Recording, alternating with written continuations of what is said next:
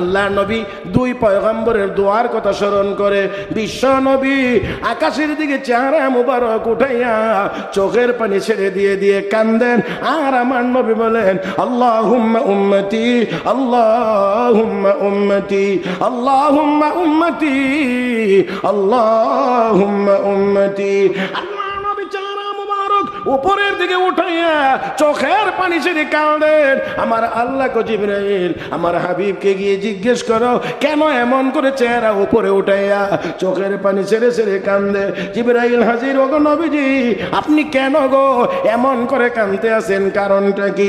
আল্লাহর পয়গম্বর ডাক দেখো, জিবরাইল ইব্রাহিম নবী উম্মতের জন্যই দোয়া করেছেন, ঈসা নবী তার উম্মতের জন্যই দোয়া করেছেন, আমিও আমার উম্মতের নাজাতের জন্য দোয়া করেছি। আল্লাহ রাব্বুল আলামিন বলেন, হে জিবরাইল আমার হাবিবকে সুসংবাদ জানায়া দাও, আমি আল্লাহ আমার হাবিবকে কখনোই তার বন্ধুর তার উম্মতের ব্যাপারে, আমার হাবিবকে আমি আল্লাহ তার উম্মতের ব্যাপারে কখনোই অসন্তুষ্ট করব না। وبشر الذين آمنوا وعملوا الصالحات أن لهم جنات تجري من تحتها الأنهار كلما رزقوا منها من ثمرة رزقا قالوا هذا الذي رزقنا من قبل وأتوا به متشابها ولهم فيها أزواج مطهرة وهم فيها خالدون।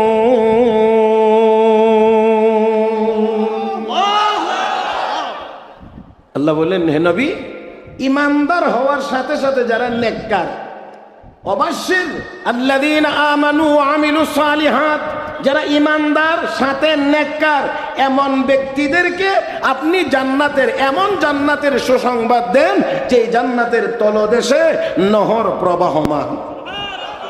তাইলে এখানে শুধু ইমান না ইমানের সাথে নেক আমল? আমার কথা বুঝেন না? আল্লাহর রাস্তে আর একটু আওয়াজ করে উত্তর দিবেন, শুধু ইমান না ইমানের সাথে নেক আমল? নেক আমল। আরেক আয়াতে দেখেন সূরা নূরের 55 নম্বর আয়াত, আল্লাহ রাব্বুল আলামিন বলেন, وعد الله الذين آمنوا منكم وعملوا الصالحات ليستخلفنهم في الأرض كما استخلف الذين من قبلهم وليمكنن لهم دينهم الذي ارتضى لهم وليبدلنهم من بعد خوفهم أمنا يعبدونني لا يشركون بي شيئا ومن كفر بعد ذلك فأولئك هم الفاسقون।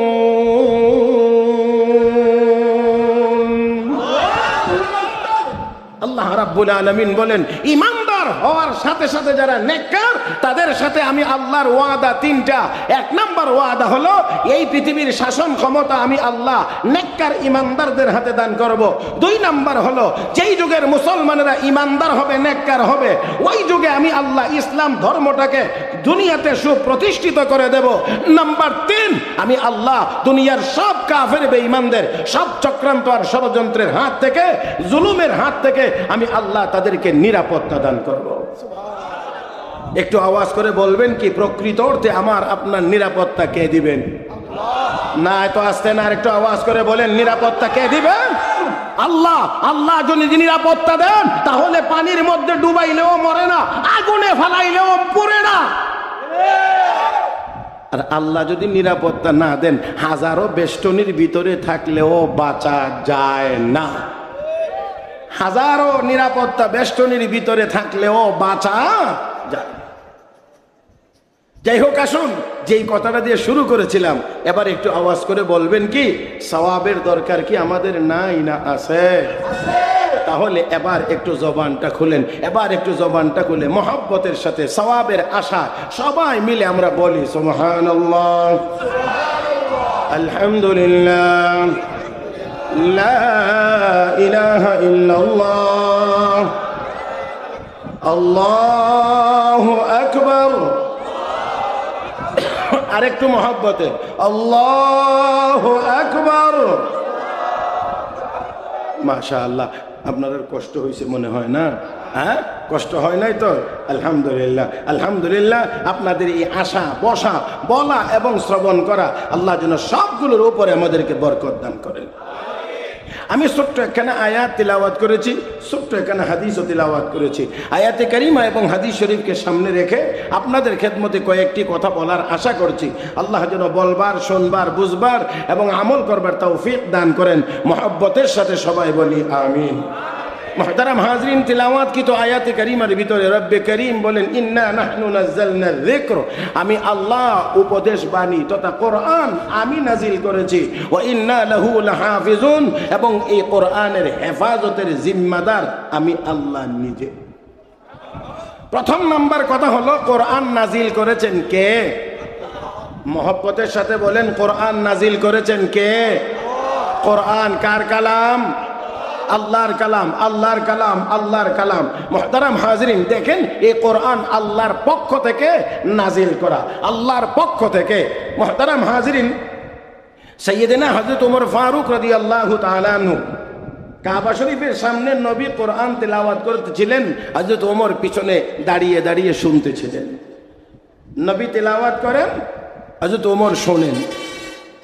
তো নবী তেলাওয়াত করছিলেন সূরা হাক্কা, আল হাক্কাতু মাল হাক্কা ওয়া মা আদরাকা মাল হাক্কা।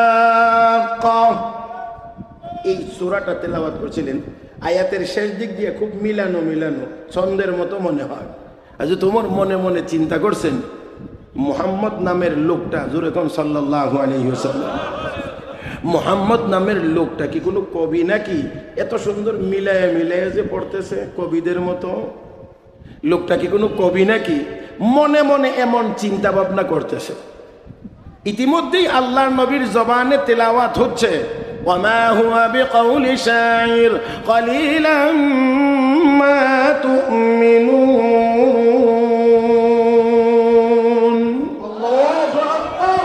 কোনো কবির কবিতা না, এটা কবির কবিতা না। এখন এই আয়াতের তেলাওয়াত যখন হয়তো তোমরা শুনছেন, মনে মনে কয় আমি চিন্তা করতেছিলাম আমার ভিতরে যে লোকটা কি কোনো কবি নাকি।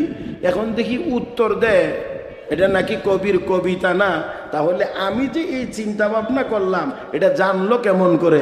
তাহলে কি মুহাম্মদ নামের লোকটা কোনো গণক নাকি, জ্যোতিষী নাকি, যে টের পেয়ে গেছে?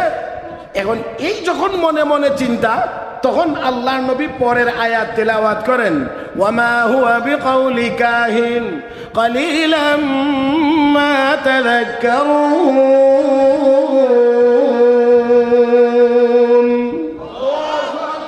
গণকেরও কথা না।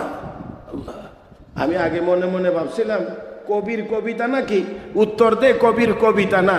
এখন মনে মনে ভাবলাম লোকটা কি কোনো গণক নাকি, এখন উত্তর দে গণকেরও কথা না। তাহলে যা তিলাওয়াত হচ্ছে, উনি যা তিলাওয়াত করছেন, এটা কোথায় থেকে আসলো, এটা কোন জিনিস, কার কি, এটার পরিচয় কি? তখন আল্লাহর নবী পরের আয়াত তিলাওয়াত করেন, তানজিলুম মির রাব্বিল আলামিন। এই কোরআন আল্লাহর পক্ষ থেকে নাজিল হওয়া, আল্লাহর পক্ষ থেকে নাজিল হওয়া। হে মুসলমান, এখানে একটু কথা মনে রাখতে হবে, আমার আল্লাহ দুর্বল না সবল? এত আসতে না, আল্লাহ দুর্বল না সবল? সবল। তাহলে আল্লাহর কালামও সবল। আমার ভাইরা, আমার বন্ধুরা, আমার আল্লাহ কোরআনে কারীমের সূরা ইয়াসিনে বলেন, ইয়াসিন ওয়াল কোরআনিল হাকীম ইন্নাকা লামিনাল মুরসালিন আলা সিরাতিন মুস্তাকিম তানজিলাল আজিজির রহিম। আমি আল্লাহ মহা পরাক্রমশালী, আল্লাহর পক্ষ থেকে এই কোরআন নাজিল হয়েছে। তার মানে হলো কোরআন কারো মুখাপেক্ষী না, যে কেউ মানলে কোরআন থাকবে, কেউ না মানলে কোরআন থাকবে না। কোরআন আমি আল্লাহ মহা পরাক্রমশালী আল্লাহর পক্ষ থেকে নাজিল হওয়া। আবার আল্লাহ বলেন রহিম, দয়ালু আল্লাহর পক্ষ থেকে। তার মানে কোরআন যারা মানবে আমি তাদের জন্য দয়ালু, কোরআনের বিরোধিতা যারা করবে, কোরআন যারা মানবে না, আমি আল্লাহ ভোটে নির্বাচিত আল্লাহ না, আমি মহা পরাক্রমশালী আমি আল্লাহ। আল্লাহর পক্ষ থেকে কোরআন নাজিল করা হয়েছে। যারা মানবে না তারা দুনিয়াতেও লাঞ্ছিত হবে, পরকালেও লাঞ্ছিত হবে।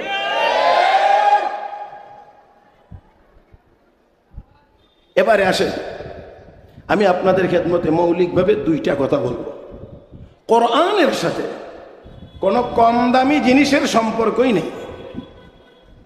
কি নাই? কি জিনিসের সম্পর্ক নাই? কম দামি কোনো জিনিসের সম্পর্কই নাই। যদি কম দামি জিনিসের সম্পর্ক কোরআনের সাথে হয়ে যায় তাহলে এটা আর কম দামি থাকে না। কোরআনের বরকতে এটাকে আল্লাহ দামি বানায়া দেন, আল্লাহ দামি বানায়া দেন কোরআনের সাথে। প্রথম নাম্বার হলো, আপনারা একটু আওয়াজ করে বলবেন, কোরআন কার কালাম? আল্লাহর কালাম। তাহলে আল্লাহ মহান, আল্লাহর কালামও মহান। আল্লাহর সাথে কারো তুলনা চলে না, আল্লাহর কালামের সাথেও কারো তুলনা চলে না। আমার আল্লাহ সব সময় ছিলেন, কোরআন আল্লাহর কালামও ছিল। আমার আল্লাহ সব সময় থাকবেন, আল্লাহর কালামও থাকবে। আমার ভাইরা, হাজারো চক্রান্ত ষড়যন্ত্রের মাধ্যমেও কোরআনকে উৎখাত করা যায় নাই, কোনোদিন যাবেও না। যারা উৎখাত করার ষড়যন্ত্র অতীতে করেছে তারা যেমন ভাবে দুনিয়াতে লাঞ্ছিত হয়েছে, পরকালেও লাঞ্ছিত হয়েছে। কিয়ামত পর্যন্ত কোরআনের বিরোধিতা যারা করবে, কোরআনকে উৎখাত করার চিন্তা করবে, তারা দুনিয়াতেও লাঞ্ছিত হবে, পরকালেও লাঞ্ছিত হবে। আল্লাহর কালাম একেবারে খেয়াল করে শুনবেন। আল্লাহর কালাম মানে কি? আমরা সাধারণত আগে, এখন তো আর চিঠিপত্র খুব একটা আদান প্রদান হয় না, সব মোবাইল শরীফের মাধ্যমে চলে। কথা বুঝেন নাই? এখন সব, আগে তো চিঠি লিখতো। বিদেশ থেকে ছেলে চিঠি পাঠাইছে, বাবা মাকে লক্ষ্য করে চিঠি লিখছে, তো চিঠি পড়তেছে, পড়তে গিয়ে মার চোখ দিয়ে পানি চলে এসেছে। তো আরেকজন পাশের মহিলা জিজ্ঞেস করে, কি গো, তোমার ছেলেকে কোনো বিপদে আপদে আছে, কোনো সমস্যায় আছে, কাঁদতেছো যে? না কান্দি না। তা বিপদের না, ভালোই আছে, তাহলে কাঁদো কেন? লেখাটা পড়তেছি, আর এই লেখার ভিতরে যেন আমার বাবার চেহারাটা ভেসে উঠতেছে, এই জন্যে মায়ায় কাঁদতেছি। এরকম বলে না আমার ভাইয়েরা? তো দুনিয়াতে একজন মানুষ লিখলে এই লেখার ভিতরে যদি তার ছবি পাওয়া যায়, ভেসে উঠে, মুসলমান, এই লেখার ভিতরে যদি ওই লেখক যদি লুকায়িত থাকতে পারে, তাহলে আমার আল্লাহর কালামের ভিতরে তো আমার আল্লাহ নিজেও লুকায়িত থাকতে পারে। হ্যাঁ, কালামের ভিতরে। আমি আপনাদেরকে খুব বড় করে শোনাইতে পারবো না, সংক্ষেপে একেবারে খেয়াল করে যদি শোনেন। পারস্যের কোনো এক শাসক, কোনো এক বাদশাহ, তার জবান দিয়ে কল্পনা মিশ্রিত, কল্পনা প্রসূত একটা কথা বের হয়ে গিয়েছে। সেই কথাটা হলো, দুর্রে আবলাক কাছে কম দিদা মওজুদ, চিত্রা মতি দেখতে খুব কম পাওয়া যায়। দুর্রে আবলাক কাছে কম দিদা মওজুদ, এটা কিন্তু তার ইচ্ছা করে বানানো না, কল্পনা প্রসূত, মুখ দিয়ে বের হয়ে গেছে। বাদশা তাকায় দেখে এটা এক লাইন কবিতার অর্ধেকটা হয়েছে, যেটাকে আমরা ফার্সি ভাষায় শের বলি আর কি। আধা লাইন হয়েছে, এক মেসরা হয়েছে, হ্যাঁ, আরো অর্ধেকটা লাগে। এখন নিজে নিজে চেষ্টা করতেছেন যে এটার সাথে শব্দ এবং অর্থের সাথে মিল রেখে আমি বাকি অর্ধেকটা কেমনে মিলানো যায়, কিভাবে করা যায়। এখন নিজে নিজে চেষ্টা করে ব্যর্থ হয়েছে। ব্যর্থ হওয়ার পরে এবার তার রাজ দরবারের যত কবি সাহিত্যিক ছিল তাদের সামনে পেশ করেছেন যে এই অংশটার সাথে দুর্রে আবলাক কাছে কম দিদা মওজুদ, এর সাথে মিলায়া তোমরা আমাকে বাকি অংশটা বানায়া দাও। এখন সব কবি সাহিত্যিক তারাও ব্যর্থ, এবার আন্তর্জাতিক বাজারে ছেড়ে দিয়েছে। বাদশারও এমন কৌতূহল লাগছে যে আমার পরের অংশটা আমাকে তৈরি করতেই হবে। এবার আন্তর্জাতিক বাজারে বড় পুরস্কার দিয়ে পুরস্কার ঘোষণা করে এবার যখন ছাড়ছে, তখন এই আওয়াজ আস্তে আস্তে আস্তে আস্তে এই ভারতবর্ষের এক মহান শাসক, আল্লাহর ওলি বাদশাহ আলমগীরের এক মেয়ে, নাম তার জীবুন্নেসা, তার কান পর্যন্ত এই আওয়াজ এসে পৌঁছলে এবার জীবুন্নেসা পরের অংশটা লিখে ইরানের বাদশার কাছে পাঠিয়েছে। ইরানের বাদশার কল্পনা প্রসূত কথা ছিল, দুর্রে আবলাক কাছে কম দিদা মওজুদ। বাদশাহ আলমগীরের মেয়ে পরের অংশটা তৈরি করে দিয়েছেন, মাগার আশকে বুতানে সুরমা আলো। দুইটা মিলায়া দেখেন, দুর্রে আবলাক কাছে কম দিদা মৌজুদ মগর আশকে বুতানে সুরমা আলোদ। ওজনও ঠিক আছে, অর্থ ঠিক আছে। বাদশার অর্ধেক অংশের কথা হলো চিত্রামতি দেখতে খুবই কম পাওয়া যায়। বাদশাহ আলমগীরের মেয়ে জেবুন্নেসার কথা হলো সুরমা মিশ্রিত চোখের পানিও দেখতে চিত্রামতির মতো। চিত্রা বুঝেননি? চিত্রা নাকি এটাই বুঝেন নাই? এটা যদি না বুঝেন তাহলে তো আবার মুশকিল। আগে এটা বুঝানো দরকার, তাহলে বাকিটা বুঝবেন। গরু এক কালার, এই কালারের মধ্যে আরো বিভিন্ন কালার থাকে। এটারই কি কর যে কাজলা তো কালো হইলে এনে কয়, বিভিন্ন কালার যেটা এটারই চিত্রা কালার কয় আর কি আমাদের এইদিকে। আমি জানি না আপনাদেরকে আর কিভাবে আমি বুঝাইতে পারি, তারপরও আপাতত বুঝে নেন যে একটা কালারের মধ্যে একাধিক কালারের মিশ্রণ যেটা হয় এটাকে চিত্রা বলে, মিশ্রিত। তো এই যে চিত্রা রং কালার, এই কালার যেমন আমাদের এদিকে কালো গরু, মাঝে মাঝে মাঝে কিছু জায়গা আছে সাদা। এই গরুটারে কয়টা চিত্রা রঙের গরুটারে কথা বুঝেন নাই তো? মোটামুটি এরকম একটু বুঝে নেন আর কি। তো এখন বলতেছে যে এই চিত্রা রঙের মুতি দেখতে খুব কম পাওয়া যায়। আর বাদশাহ আলমগীরের মেয়ে লিখে দিয়েছে সুরমা মিশ্রিত চোখের পানি। চোখে যদি সুরমা দেন মাঝে মধ্যে দেখবেন একটু পানি বের হয়ে যায়। এটার মধ্যে সুরমা লাগা থাকে তো এটা চিক চিক চিক চিক চিক চিক করে। এখন এই কাগজ যখন ইরানের শাসকের হাতে গিয়ে পৌঁছে, এবার পুরস্কারের জন্য চিঠি আসছে। এবার পুরস্কারের জন্য চিঠি আসছে। চিঠি তো বাদশাহ আলমগীরের নামে। এবার বাবা বাদশাহ আলমগীর চিঠি পাইয়া মেজাজ গরম। আমি আর আপনি হইলে তো সর্বনাশ। কি খুশি হইলে মহা খুশি। কি পুরস্কার যদি আনবে, আরো কত কিছু। কারণ আমরা মুসলমান মুসলমান মুসলমান। আমাদের মেয়েরা ফুটবল খেলায় বিশ্বে যদি কোনো কিছু করতে পারে আমরা কি গৌরবান্বিত হই। আমাদের মেয়েরা ফুটবল খেলে আমাদের দেশের মান মর্যাদা অনেক উপরে উঠাইয়া দিছে। হায় হায় হায়, যাক সেদিকে যাব না, সময় একেবারে সীমিত, এই জন্য সেদিকে যাওয়া যাবে না। মুহতারাম হাজরিন, বাদশাহ আলমগীর রাগান্বিত। তোমাকে কে বলছে এই পণ্ডিতি দেখানোর জন্য কবিতা লিখেছ? এখন পুরস্কারের জন্য চিঠি আসছে, পুরস্কার আনতে যাইবা? হ্যাঁ, হাজারো মানুষের সামনে তোমাকে যাওয়া লাগবে। মেয়ে ডাক, দেখো আব্বা রাগ করবেন না, যাওয়া লাগবে না, যাওয়া লাগবে না। আমি আর এক লাইন লিখে পাঠিয়ে দিই, তাহলে আর আমাকে কেউ যাইবার কথা বলবেও না। আল্লাহ, আমি আর এক লাইন লিখে পাঠিয়ে দেই, তাহলে আর আমাকে যাওয়ার কথা বলবে না। দরসখন মকফি মানামচো বুয়া গুল দর বর্গে গোল, দরসখন মকফি মানামচো বুয়া গুল দর বর্গে গোল, আর কে দিদান মাইলে দারাত দরসখন বিনাদ মোরা। বাদশাহ আলমগীর আল্লাহওয়ালা মানুষ, আল্লাহওয়ালা শাসক, আল্লাহওয়ালা বুজুর্গ, যার কারণে শত শত উলামায়ে কেরাম রাজ দরবারে রেখে উনি যেই খেদমত আঞ্জাম দিয়েছেন, যেই বিশ্ববিখ্যাত ফতোয়ার কিতাব লিখাইছেন, আপনারা সবাই জানেন সেই কিতাবের নাম, প্রসিদ্ধ নাম হলো ফতোয়ায়ে আলমগীরি। যদিও আল ফাতাওয়াল হিন্দি এটার আসল নাম, কিন্তু প্রসিদ্ধ হলো ফতোয়ায়ে আলমগীরি।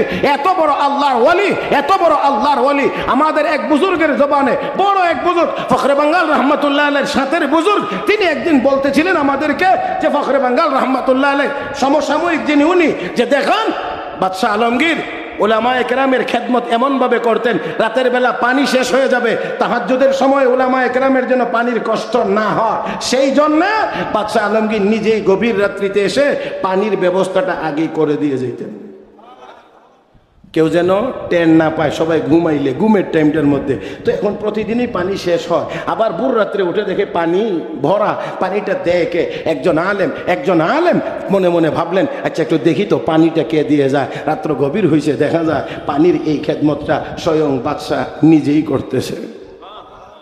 না সুবহানাল্লাহ, কালকে নাস্তার পরে কয়ে দেখে উনি কো বাদশাহ আপনি খেদমত করেন, এই কাজ করেন? আমি এখন থেকে এই কাজটা আমি করবো, আপনাকে করতে হবে না। বাদশাহ আলমগীর কয়, আমি যে করি, আপনি যে দেখছেন, এটাও কিন্তু কারো সামনে প্রকাশ করতে পারবেন না। পানি আমিই দেব, কারণ বিশ্ব নবীর দরবারে যেদিন দাঁড়াবো হাসরের মাঠে, নবী যদি আমাকে জিজ্ঞেস করেন, হে আলমগীর তোর দরবারে তো আমার নায়েবে নবী থাকতেন, অনেক নায়েবে নবী ছিল, তাদের সাথে তোর কি ব্যবহার ছিল, কি খেদমত তাদের জন্য করেছিলে, আমি সেদিন কি জবাব দেব? অন্তত তাহাজ্জুদের ওযুর পানিটা যদি আমি দিয়ে দিতে পারি তাহলে নবীর সামনে দাঁড়িয়ে বলতে পারবো, ওগো নবী, আপনার নায়েবে নবীদের জন্য আমি তাহাজ্জুদের পানির ব্যবস্থাটা করেছিলাম। তারাও শাসক, আর বর্তমান দুনিয়াতেও তো আমরা দেখি, হ্যাঁ, সুযোগ পাইলে মোল্লা ভিড়া না, ঠিক আর মুহূর্তে বাইরেও না লাগে, সুযোগ পাইলেই মৌলবীরে জেলখানায় নাও, সুযোগ পাইলেই মৌলবীরে ধরে ফাঁসি দিয়ে দাও। আমার ভাইয়েরা, আমার বন্ধুরা, হ্যাঁ এরকম হয়েছে, অনেক হয়েছে। আবার চেয়ারে, বিচারের আসনে বসে, বিচারকের চেয়ারে বসে ক্ষমতার দাপট দেখিয়ে এই দেশের বহু উলামায়ে কেরামকে হয়রানি করা হয়েছে, বহু উলামায়ে কেরামকে অপদস্থ করার চেষ্টা করা হয়েছে, হাজার হাজার মাদ্রাসার বিরুদ্ধে উল্টাপাল্টা রিপোর্ট দিয়েছে। আমার আল্লাহ কয় সময় বেশি দিন না, তিলকাল আইয়ামু নুদাউলুহা বাইনান নাস, সেই প্রভাবশালী আর প্রতাপশালী ব্যক্তিদেরকে আমার আল্লাহ আমাদের চোখের সামনে কলা পাতার বিছানায় এতিমের মতো ঘুম পাড়াইয়া রাখছে।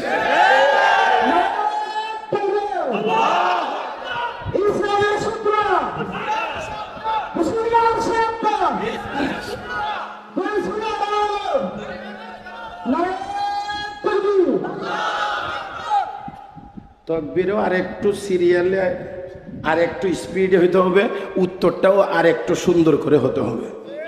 কথা ঠিক না? হ্যাঁ, জিরায়া জিরায়া তারপরে তাকবীর দিলে হবে না, তাকবীরের গতি থাকতে হবে। এই আপনারা কি আল্লাহু আকবার বলতে পারবেন আমার সাথে? না না, হয় না, বলতে পারবেন কিনা আগে এটা বলেন। পারবেন? হাতটা উঠান তো, ডাইন হাতটা তুলেন তো দেখি কে কে পারবেন। একটু মুট করেন, একটু মুট করেন, একটু মুট করেন। আমার সাথে আগে একটু বলেন, জমিনটা কার? আসমান কার? চন্দ্র সূর্য কার? আমরা কার? তাহলে আল্লাহর নামের আওয়াজ আল্লাহর জমিনে, আল্লাহর আসমানের নিচে হবে, আস্তে না জোরে? নারায়ে তাকবীর, নারায়ে তাকবীর, কোরআন সুন্নাহর আলো। এইটা হইল কি স্পিড আমার দিক। মুহতারাম হাজিরিন, আসেন একটু দেখাইয়া দিলাম, আর কি একটু বুঝাইয়া দিলাম, যাতে করে পরে কিভাবে দিতে হবে এটা যেন ঠিক করতে পারে। সব কাজের গতি থাকতে হবে, গতি ছাড়া।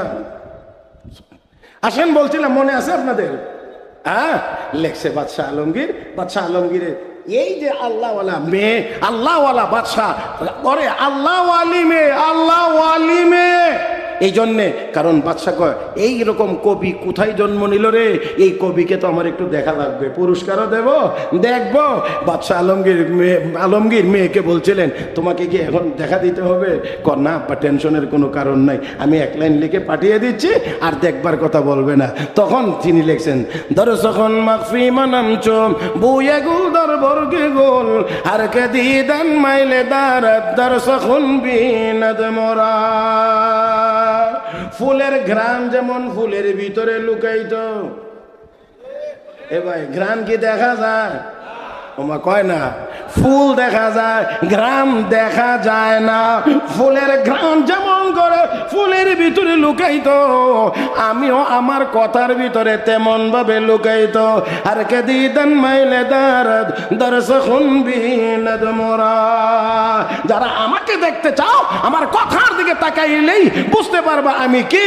ও মুসলমান, দেখেন কি লিখে দিয়েছেন, ফুলের ঘ্রাণ যেমন ফুলের মধ্যে লুকাইতো, আমি আমার কথার ভিতরে লুকাইতো। মুহতারাম হাজিরিন, সাধারণ একজন জীবন নেশা যদি তার কথার ভিতরে লুকায়িত থাকতে পারে, কালাম আল্লাহ, আল্লাহর কালাম পবিত্র কোরআনের ভিতরেও আমার আল্লাহ লুকায়িত থাকতে পারে।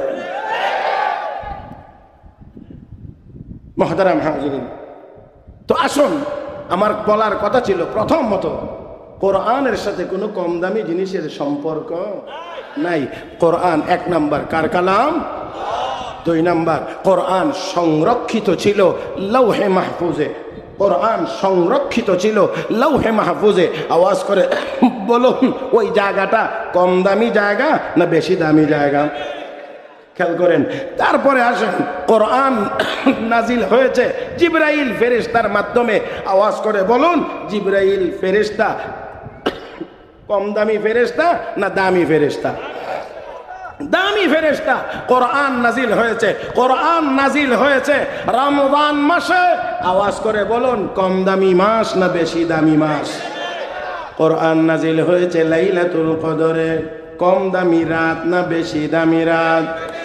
কোরআন নাজিল হয়েছে মক্কায়, কোরআন নাজিল হয়েছে মদিনায়। আওয়াজ করে বলুন, মক্কা আর মদিনা কম দামি জায়গা না বেশি দামি জায়গা? আমার ভাইরা, আমার বন্ধুরা, দুটোটাই দামি জায়গা। তবে জমিনের উপরের অংশের দিক থেকে মক্কার দাম বেশি, জমিনের ভিতরের দিক থেকে মদিনার দাম বেশি।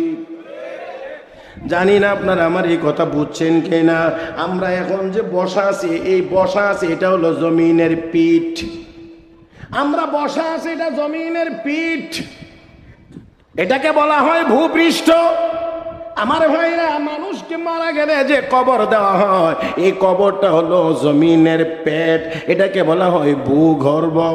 ভূগর্ভ, ভূপৃষ্ঠ তথা উপরের দিক থেকে মক্কার দাম বেশি, আর ভিতরের দিক দিয়ে মদিনার দাম বেশি। উপরের দিক দিয়ে মক্কার দাম বেশি কেন? মক্কাতেই আল্লাহর ঘর বাইতুল্লাহ অবস্থিত। إن أول بيت وضع للناس للذي ببكة مباركا وهدى للعالمين فيه آيات بينات مقام إبراهيم ومن دخله كان آمنا ولله على الناس حج البيت من استطاع إليه سبيلا ومن كفر فإن الله غني عن العالمين।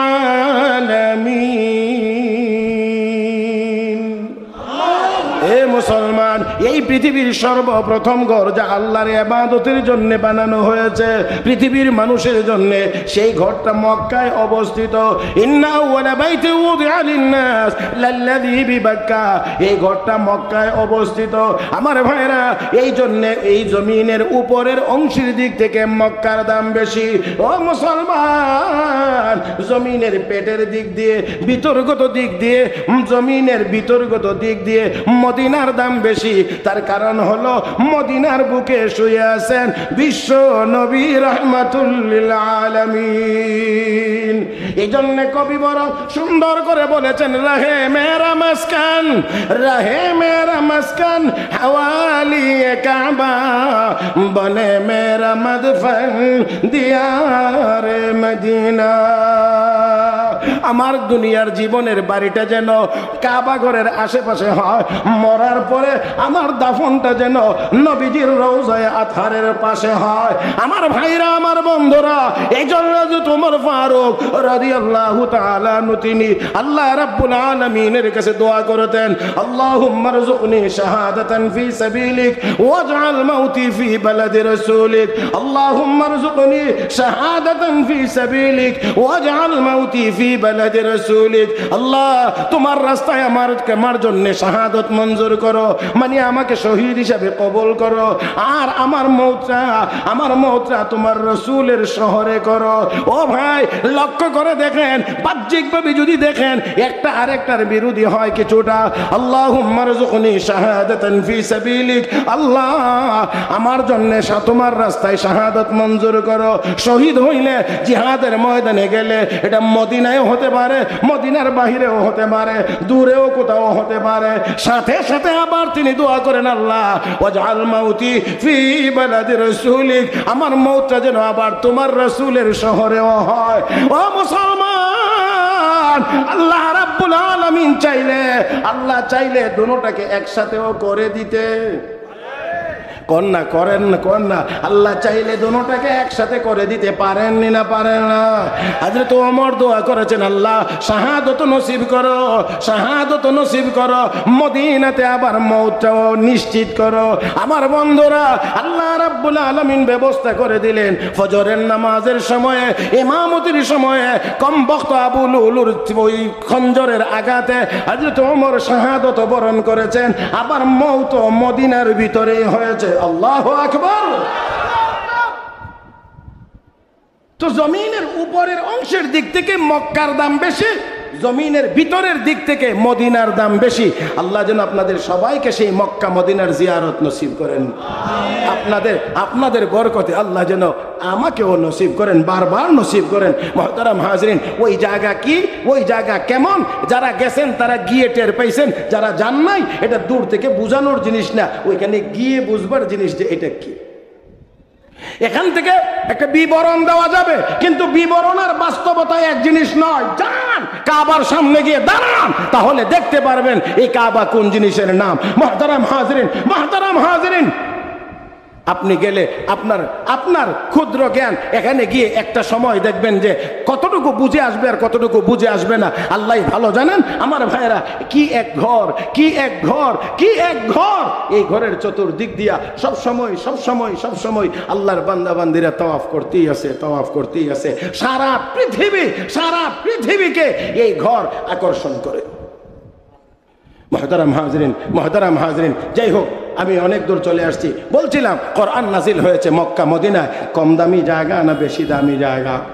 এবারে আসেন সর্বশেষ বলি, কোরআন নাজিল হয়েছে বিশ্বনবী মুহাম্মদুর রাসূলুল্লাহ সাল্লাল্লাহু আলাইহি ওয়াসাল্লামের উপরে। আওয়াজ করে বলুন, কম দামি নবী না বেশি দামি নবী? হ্যাঁ, জোরে জোরে বলেন, জোরে বলেন। আমার ভাইয়েরা, কতটুকু বেশি দামি? সারা পৃথিবীর যত মানুষ আছে, পৃথিবীতে যত মানুষ এসেছে, যত মানুষ আছে, যত মানুষ আসবে, সব মানুষের মধ্যে ইমানদারগণ শ্রেষ্ঠ মানুষ, ইমানদারেরা শ্রেষ্ঠ। ইমানদারদের মধ্যে হক্কানি উলামায়ে কেরাম যারা, তারা হলেন শ্রেষ্ঠ। হক্কানি উলামায়ে কেরামের মধ্যে 4 মাযহাবের ইমামগণ শ্রেষ্ঠ। 4 মাযহাবের ইমামগণের চাইতে তাবিঈনগণ শ্রেষ্ঠ। তাবিঈনগণের চাইতে সাহাবায়ে কেরাম শ্রেষ্ঠ।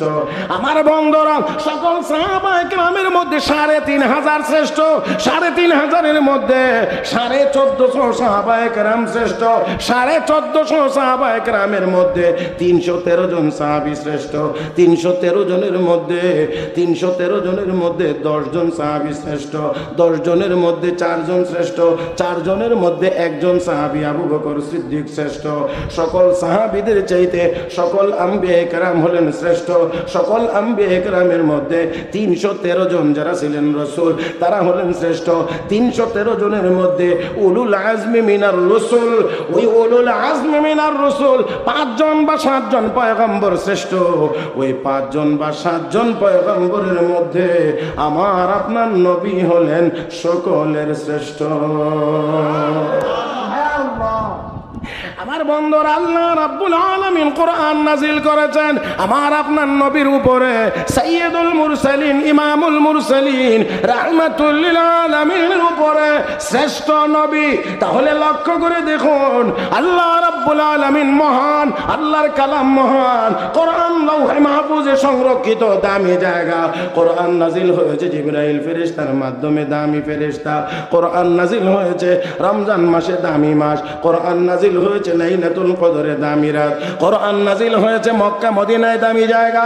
কোরআন নাজিল হয়েছে মুহাম্মদুর রাসূলুল্লাহর উপরে, দামি নবী। কোরআন নাজিল করা হয়েছে যেই উম্মতের জন্য, তারাও হলেন শ্রেষ্ঠ উম্মত। জোরে জোরে জোরে, তারাও হলেন সর্বশ্রেষ্ঠ উম্মত। বিশ্ব নবী বলেন, আমি সকলের আগে জান্নাতে যাব, আমার আগে কেউ জান্নাতে যাইতে পারবে না। কোন নবী জান্নাতে প্রবেশ করতে পারবে না আমার আগে, আর আমার উম্মত জান্নাতে না যাওয়া পর্যন্ত কোন উম্মত জান্নাতে যাইতে পারবে না। মুহতারাম হাজরিন, তাহলে উম্মত শ্রেষ্ঠ। এবারে আসেন, এই কোরআনের সাথে সম্পর্ক যার হবে সেই হবে শ্রেষ্ঠ। খেয়াল করে দেখেন, এবার কোরআনের সম্পর্ক যদি কাগজের সাথে হয়, তাহলে কাগজের দাম কমে না বাড়ে? কোরআনের সম্পর্ক যদি কাপড়ের সাথে হয়, ওই কাপড়ের মর্যাদা কমে না বাড়ে? আমার ভাইরা, কোরআনের সম্পর্ক যদি কাঠের টুকরার সাথে হয়, তাহলে ওই কাঠের টুকরার দাম বাড়ে। এবার ইনসাফের সাথে আওয়াজ করে বলবেন, যেই সিনার ভিতরে কোরআন থাকবে ওই সিনার দাম কমবে। মাশাআল্লাহ। আবারও বলছি, যেই সিনার ভিতরে কোরআন থাকবে এই সিনার দাম কমবে না বাড়বে? বিশ্ব নবী রাহমাতুল লিল আলামিন বলেন, খায়রুকুম মান তাআল্লামাল কোরআন ওয়া আল্লামা। আমার উম্মত, তোমাদের মধ্যে ওই লোকটাই দামি, ওই লোকটাই শ্রেষ্ঠ যে কোরআন শিখে এবং কোরআন শেখায়। আমার ভাইয়েরা মুসলমান, ভালো করে খেয়াল করে দেখেন, ভালো করে খেয়াল করে দেখেন। কাপড়ের টুকরা দামি হয়ে যায়, কাঠের টুকরা দামি হয়ে যায়। আমার ভাইয়েরা কাগজ হয়ে যায়, মানুষ কেন দামি হবে না? আসমান এবং জমিন, আসমান এবং জমিন দুইজনের মধ্যে বাহাস মুনাজারা। আসমান কয় আমি দামি, জমিন বলে আমি দামি। বর্তমান দুনিয়াতে সবাই আমরা কই আমি দামি। এই গন্ডগোলটাই তো এখানে, খালি সবাই বলি, শুধু বলি আমি আমি। এই আমি করতে করতে একেবারে অবস্থা খারাপ। কথা ঠিক না? শুধু আমি আমি আমি আমি। আমার ভাইয়েরা, অমুকে বলে দামি, সে বলে দামি, সে বলে দামি, অমুক বলে দামি। আমার ভাইয়েরা, আমরা বলতে চাই এই জাতির সর্বোচ্চ দামি এবং শ্রেষ্ঠ সন্তান হলেন এই দেশের হক্কানি উলামায়ে কেরাম এবং হাফেজে কোরআন। কারো বুঝে আসুক আর কারো বুঝে নাই আসুক, এটা তার ব্যাপার। আমার ভাইয়েরা, অবশ্যই অবশ্যই বিশ্ব নবীর কথার উপরে আর কারো কথা হইতে পারে? মুহতারাম হাজিরিন, যত বড় সার্টিফিকেট নিয়েই নিজেকে শ্রেষ্ঠ বলে দাবি করে, এত বড় সার্টিফিকেট নিয়েই এই দেশে বড় চোর এবং বাটপারের জন্ম হয়েছে।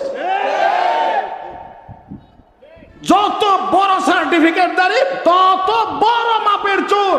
মুহতারাম হাজরিন, আমাদেরকে অনেকে খোসা মারে আর মাদ্রাসায় পড়ে কি হবে, মাদ্রাসায় পড়লে কি হবে, কয় টাকা কামাই করবে। হ্যাঁ, আমরা লক্ষ লক্ষ টাকা যদি কামাই করতে নাও পারি, তবে অবশ্যই মাদ্রাসায় পড়ে বাংলাদেশ ব্যাংকের রিজার্ভ চুরি করার মতো এত বড় চোর তো দূরের কথা, ডাব চোর, নারকেল চোরও মাদ্রাসাতে জন্মগ্রহণ করে না।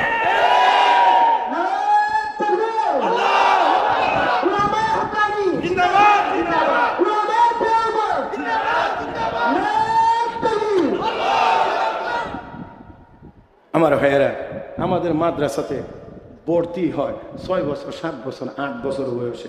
সাবালক ও না নাবালক? মা কয় না সাবালক না নাবালক? নাবালক। এই নাবালকের ফরমটার মধ্যেও যা নিয়মাবলী লেখা থাকে, ভর্তির নিয়মাবলী, এর মধ্যে একটা জায়গাতে গিয়ে দেখবেন লেখা থাকে, অপরের জিনিস যত ছোটই হোক না কেন অনুমতি ছাড়া ব্যবহার করিব না। হ্যাঁ হ্যাঁ হ্যাঁ, বুঝছেন আপনারা? আবার বলি, হ্যাঁ আবার বলি, ওই লাইনটা আবার পড়ি। অপরের জিনিস যত ছোটই হোক না কেন অনুমতি ছাড়া ব্যবহার করিব। মাশাআল্লাহ, এই হলো মেজাজ তৈরি করা হয়, যার কারণে বেতন কম পায়, কিন্তু চুরির মামলার আসামি হয় না, বেতন কম পায়। আজও পর্যন্ত কোনো ইয়াবার চালানের সাথে কোনো মোল্লা মৌলবীর নাম আসে নাই। আল্লাহ আমাদের সবাইকে বুঝার তৌফিক দান করুন। সবাই বলি আমিন, আর একটু মহব্বতের সাথে বলি আমিন। আসল বলছিলাম, আসমান বলে আমি দামি, জমিন বলে আমি দামি। তো শুধু দামি বললেই তো হবে না, দলিল লাগবে না? আসমান কয় আমি যে দামি, আমি আসমানের উপরে বাইতুল মামুর অবস্থিত। কাবা শরীফ যেখানে, তার সোজা বরাবর 7ম আকাশের উপরে একটা মসজিদ আছে। এই মসজিদকে কিবলাতুল মালাইকা বলা হয়। বাইতুল মামুর, বাইতুল মামুর রহমতের 70,000 ফেরেশতাদের 70,000 ফেরেশতা প্রতিদিন এই বাইতুল মামুর তওয়াফ করতেছে। যেই ফেরেশতারা একবার তওয়াফ করে বিদায় নেবে, কিয়ামতের আগে আর দ্বিতীয়বার তারা তওয়াফের সিরিয়াল পাবে। হ্যাঁ, তাহলে ফেরেশতার সংখ্যা কত? 10 লাখের কম তো না হয়। হ্যাঁ, প্রতিদিন 70,000 করে ফেরেশতা তওয়াফ করে। একবার তওয়াফ করে বিদায় নিলে কিয়ামতের আগে আর সিরিয়াল।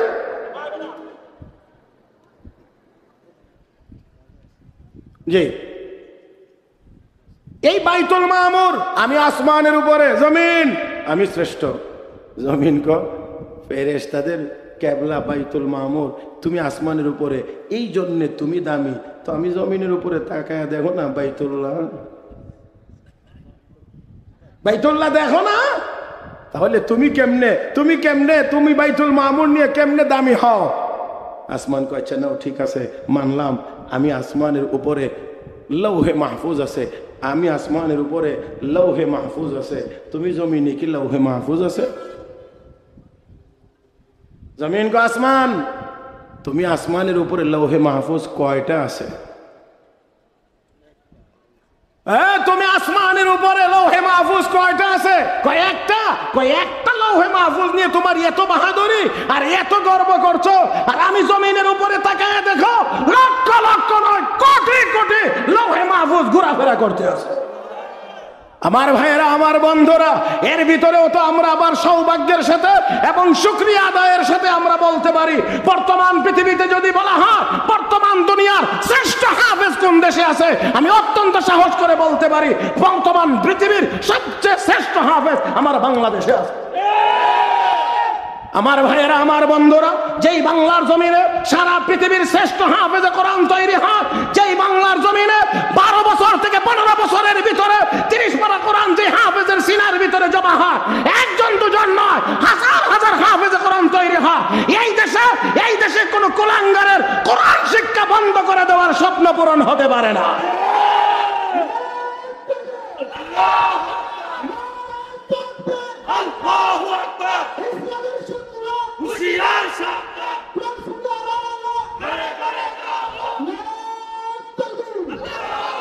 আমার ভাইয়েরা, আমার বন্ধুরা, কোরআনের শিক্ষা ছিল, আছে এবং থাকবে।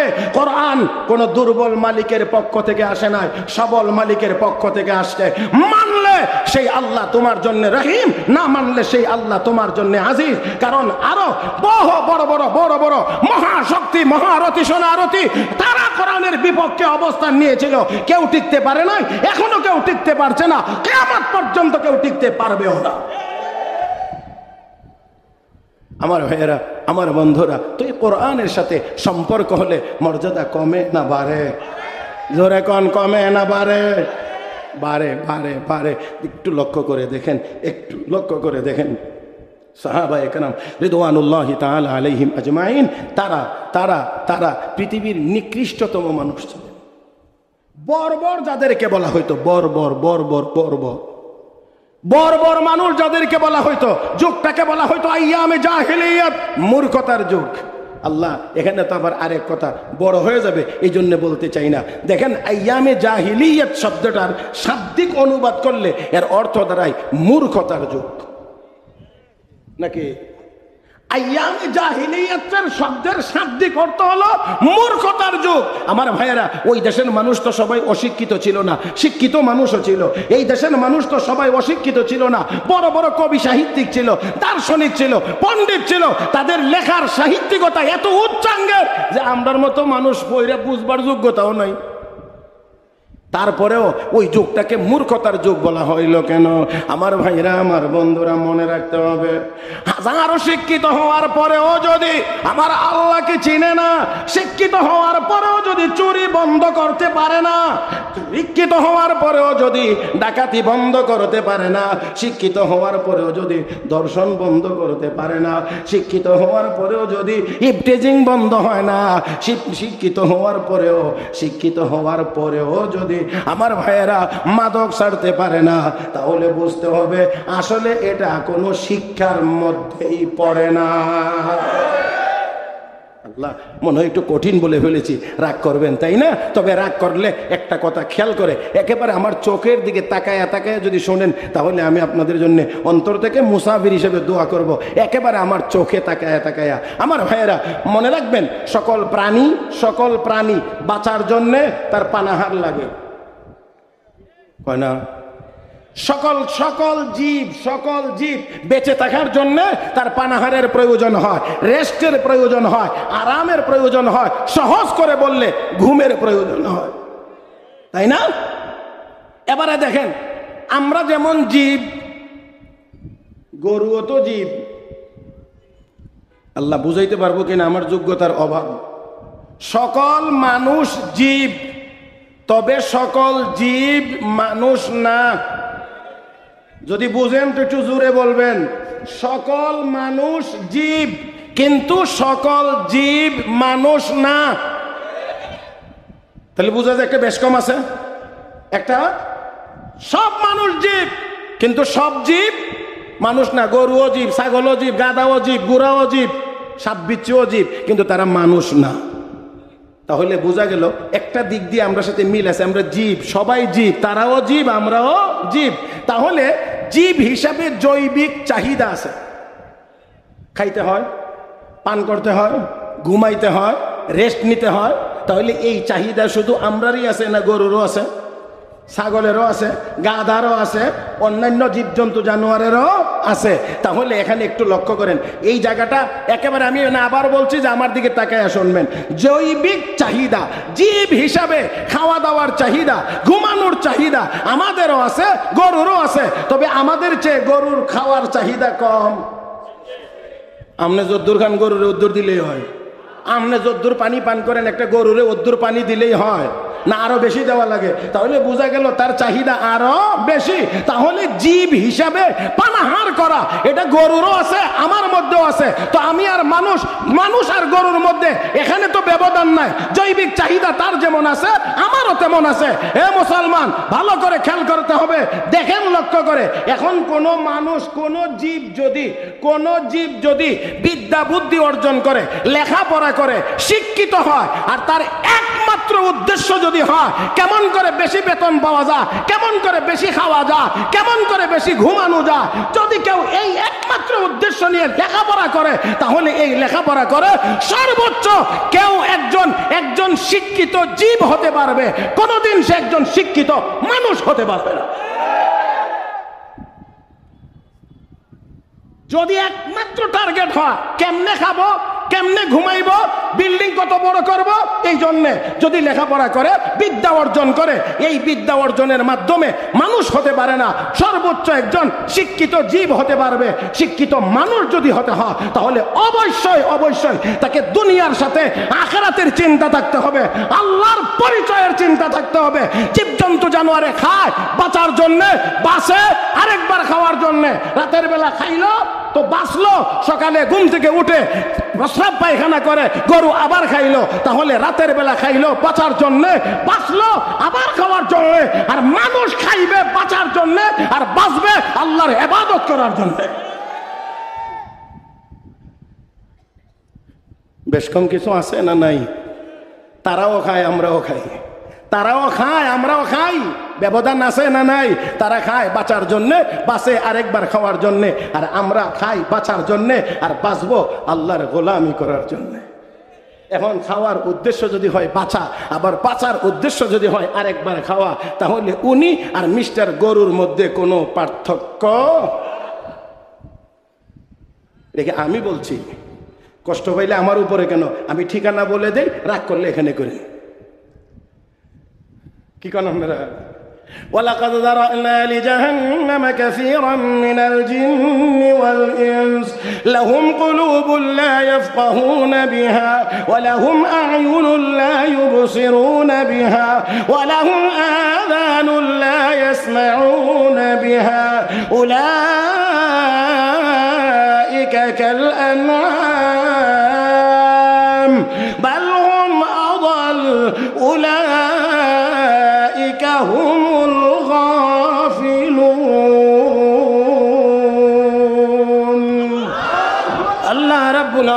বলেন অনেক মানুষ এবং জিন বানাইছি জাহান্নামের জন্য। লাহুম কুলুবুল লা ইয়াফকাহুনা বিহা, যাদেরকে হৃদয় দিয়েছি তারা হৃদয় দিয়ে কোনো কিছুই অনুধাবন করে না, বুঝে না। ওয়া লাহুম আ'য়ুনুল লা ইউবসিরুনা বিহা, আমি আল্লাহ তাদেরকে চোখ দিয়েছি, দেখে না।